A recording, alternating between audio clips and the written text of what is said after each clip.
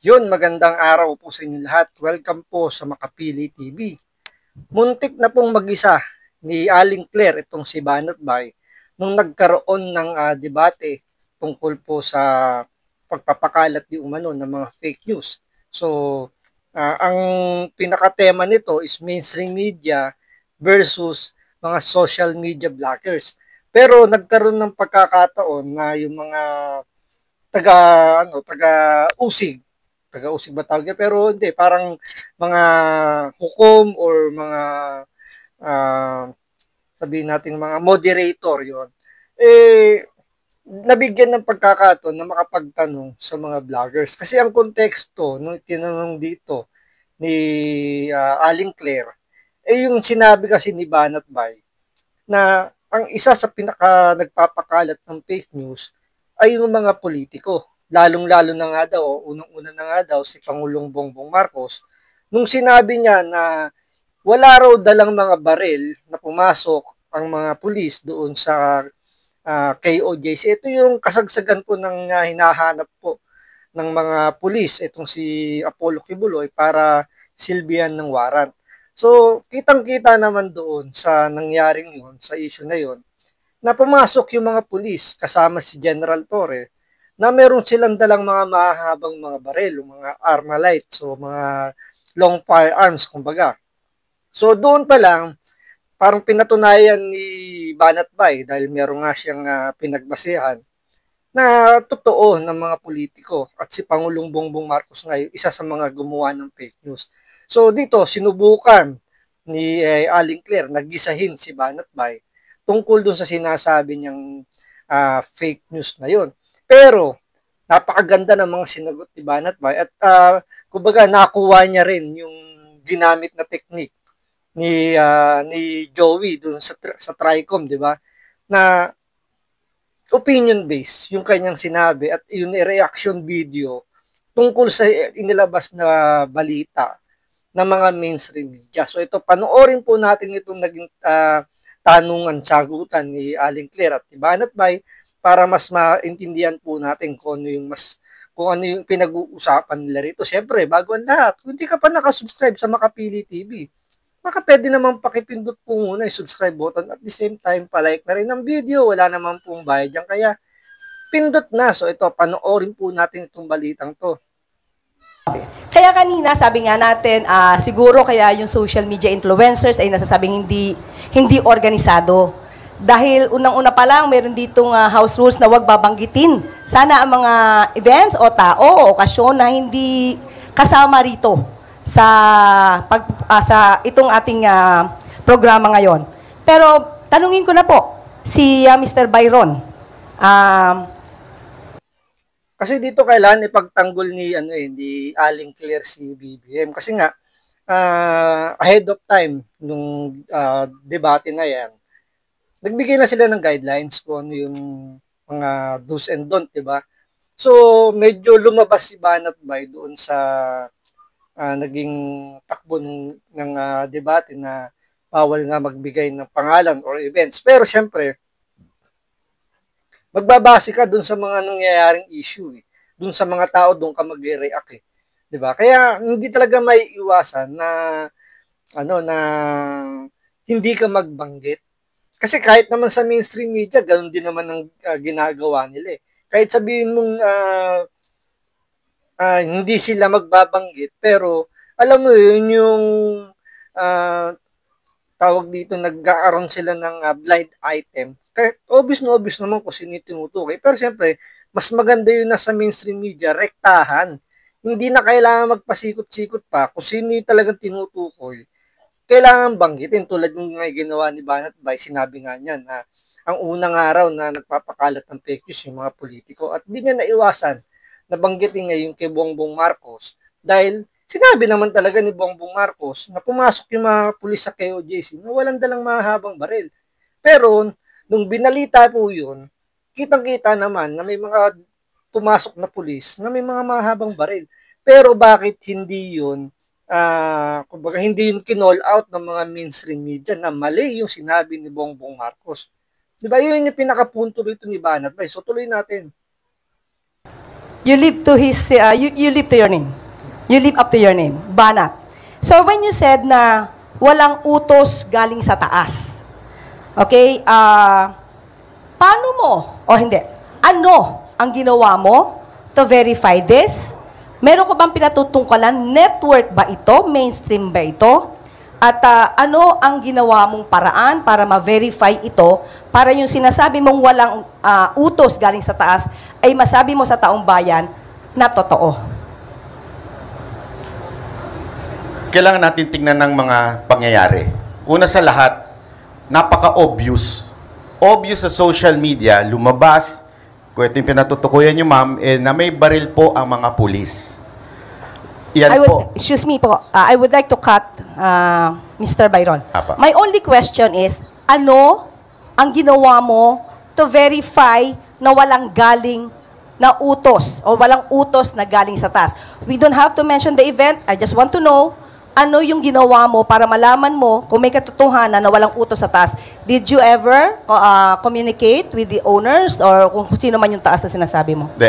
Ma'am, pinapaliwanan ko nga po, bago po ako naputol, pinapaliwanan ko na mga yung circumstances, sa tingin ko, opinion ko, ay organisadong hindi po pinalabas sa mainstream media yung reaksyon na sandali, may mali ata doon sa sinabi ng ating Pangulo. So it's only your opinion. So you do not have any proof to prove na walang utos galing sa taas kasi yun yung sinabi mo and you're making it factual.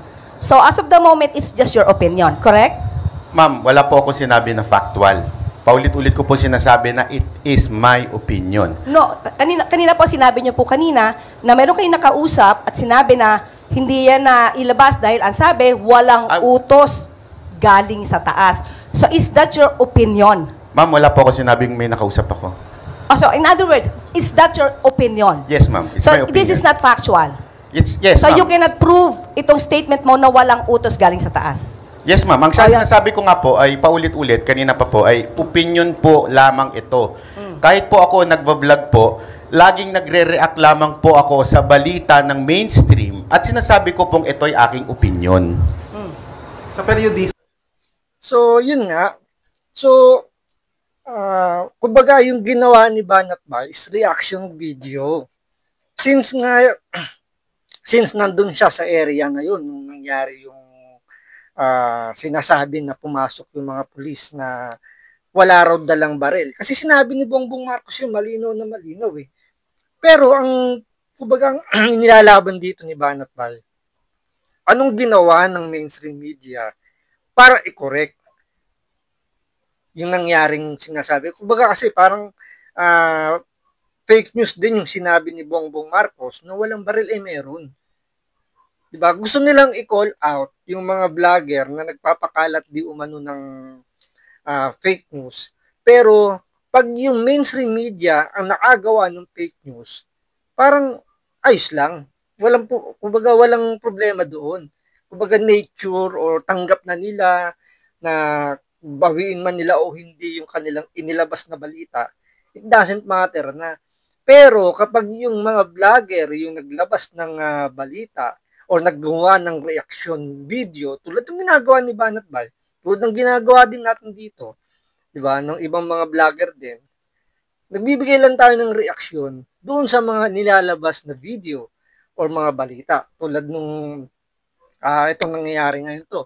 Parang ang gustong mangyari dito ni Atty. Claire, cornerin si Banat Bay na hindi siya nag-research, hindi siya nag-verify bago niya sabihin na hindi totoo na yung sinasabi ni Pangulong Bongbong Marcos na walang dalang baril yung mga pulis na pumasok sa KOJC. Hindi, kumbaga, nagbigay kagad siya ng reaksyon nang wala man lang siyang proof na totoo. Ang problema nito nila Atty. Claire, magaling si Banat Bay sumagot.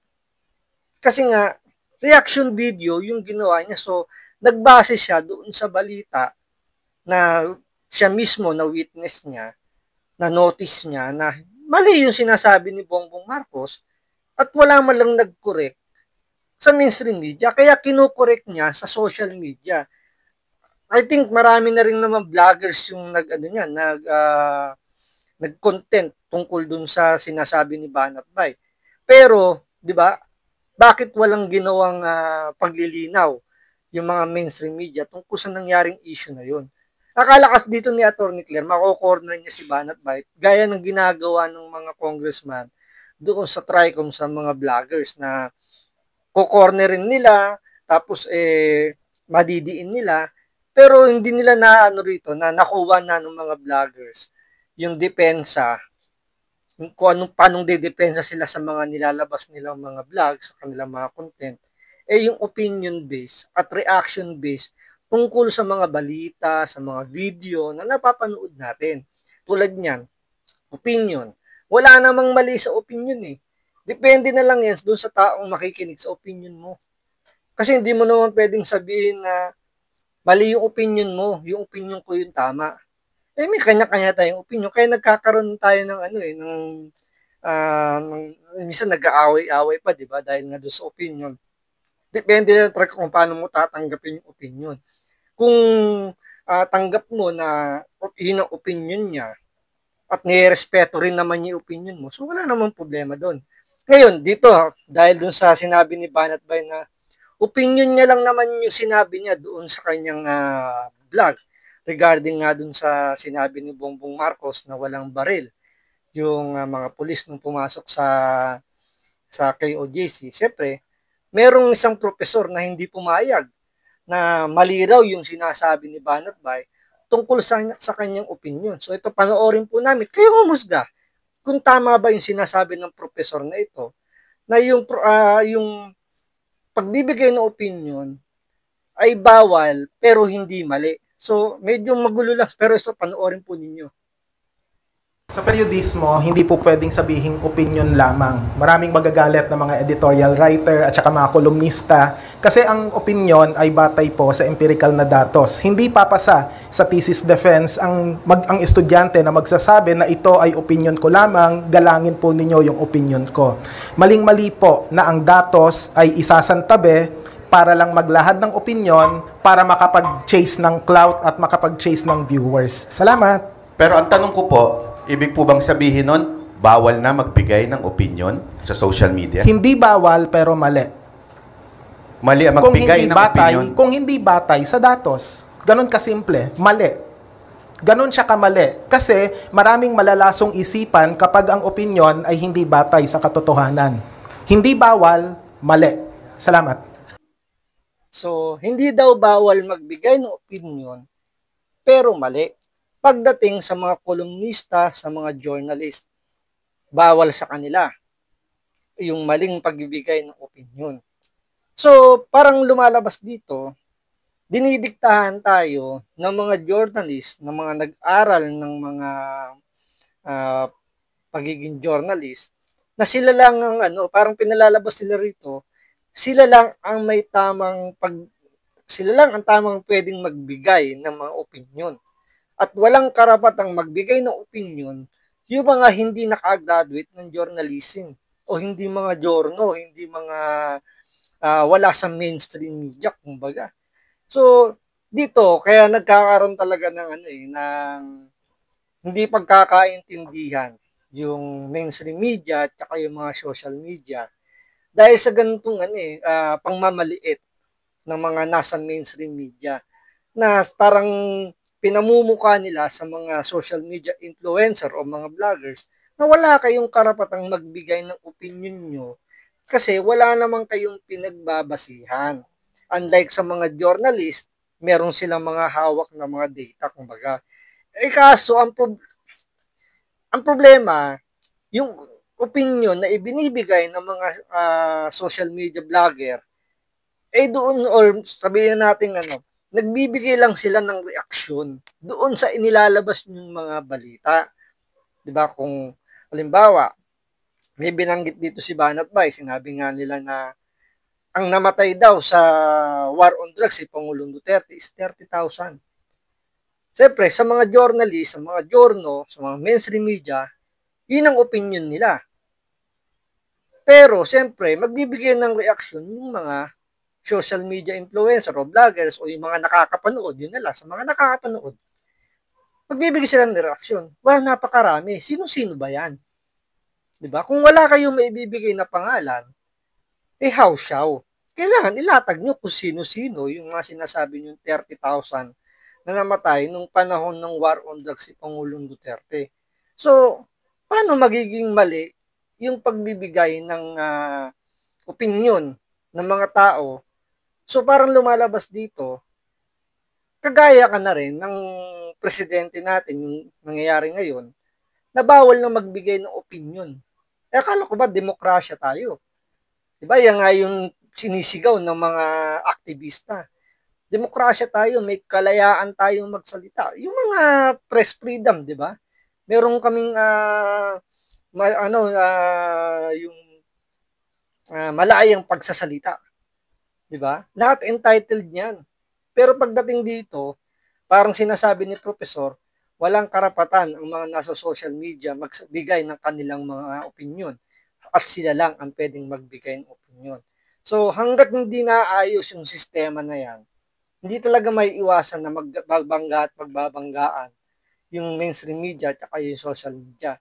Kaya sa tingin ko, ang pinakamabuting gawin dyan, kung maglalabas ng balita itong mainstream media at pinunan ng mga social media vloggers, suriin nila sino-sino ba yung mga nagpapakalat ng fake news at yun ang ibalita rin nila. Kumbaga ibalik nila sa Free TV kung ano yung mga reaksyon ng mga vloggers na nagpapakalat ng maling impormasyon para maituwid nila kung ano yung gusto nilang itawid dun sa balitang inilabas nila, di ba? Para yun yung pinaka-counter nila. Parang nangyayari kasi dito, ang mga nasa social media, kumaka-counter lang doon sa mga inilalabas ng balita. So magre-react yung mga nasa social media doon sa nilabas na balita ng mainstream media. Ngayon, dapat ang gawin ng mainstream media, magbigay din sila ng reaction nila doon sa mga inilabas na reaction video ng mga nasa social media para at least magkaroon ng balanse. Hindi yung ganyan na parang